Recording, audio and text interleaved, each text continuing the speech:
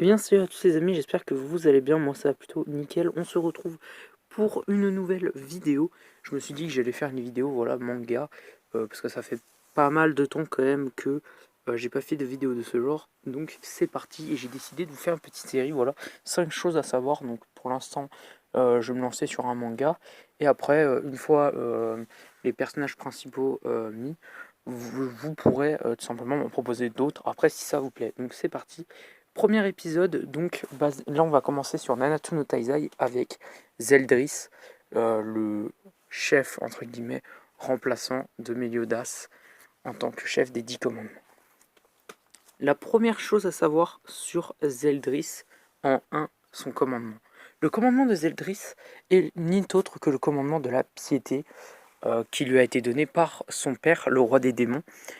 Ce commandement permet à son utilisateur d'assouvir une personne, donc de faire en sorte qu'elle devienne son esclave, à condition que cette personne lui ait tourné le dos une fois. Donc une fois que la personne lui a tourné le dos, elle devient traître et du coup, elle devient son esclave et il peut en faire ce qu'il veut. Donc il devient sa chose à sa guise. En 2, ses liens familiaux, donc enfin ses liens familiaux.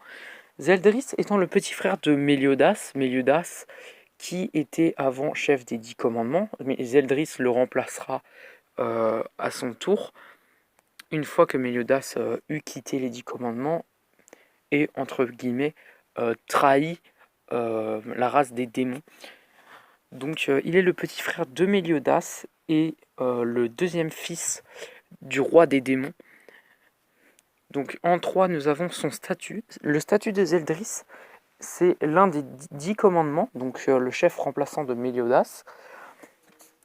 Comme je peux vous le dire précédemment, Zeldris étant le plus puissant des 10 commandements après Meliodas, il est plus puissant que Estarossa, Galande et tous les autres de ce groupe. Les 10 commandements sont les forces d'élite les plus puissantes du roi des démons et du clan des démons, donc il représente la dernière rempart de ce dernier. En 4, son pouvoir d'origine.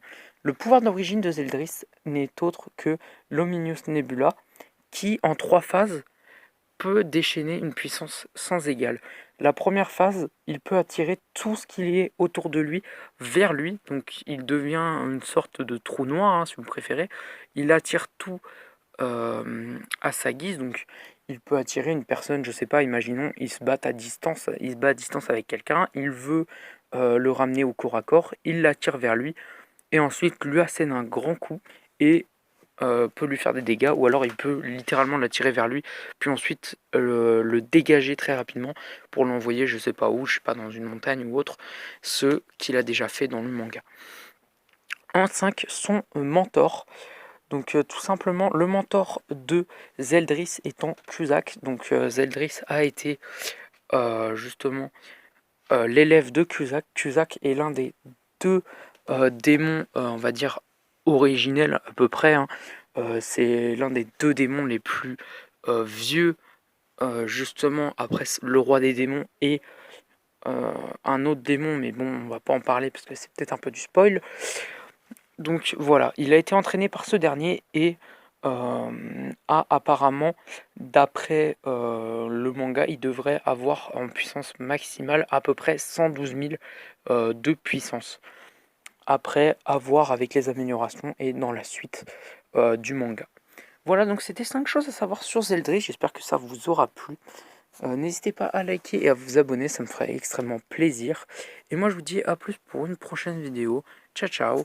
Et puis ne loupez pas le prochain épisode et rendez-vous tous les samedis à 21h45 pour un live. Ciao.